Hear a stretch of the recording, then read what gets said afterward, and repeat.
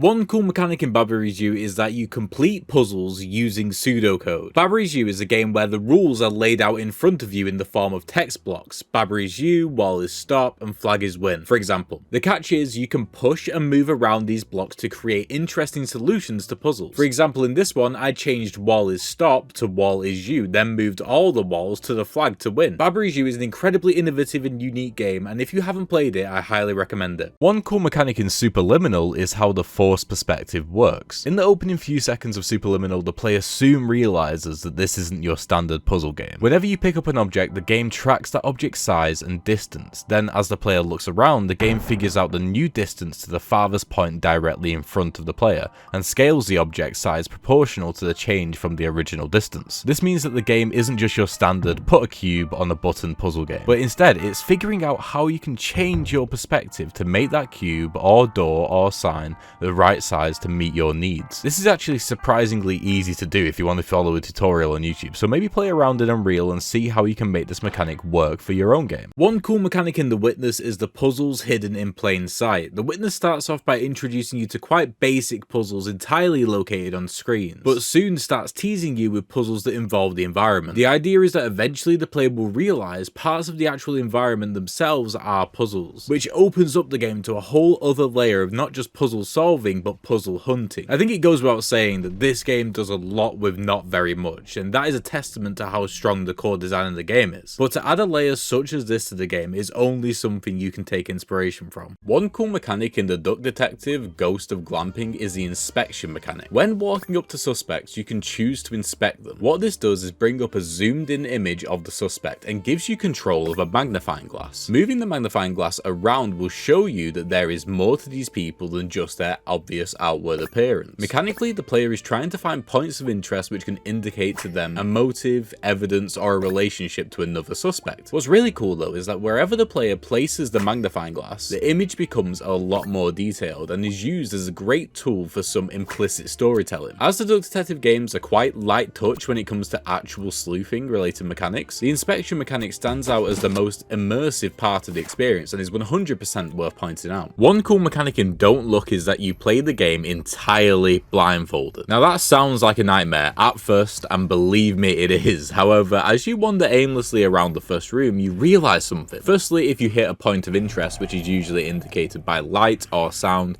you get a picture of the room on the screen. Now the aim of any room is to always get out of that room, so the puzzle becomes how can I get from where I know I am, which is say the fireplace, to the door in the picture. The more you play, the more the speckles of light, sounds and faded shapes become more and more useful, and you really start to feel like you can make your way around the mansion you are trapped in despite not being able to see. Almost completely removing sight from the player is always such an interesting mechanic, but this one in particular I think is done pretty well.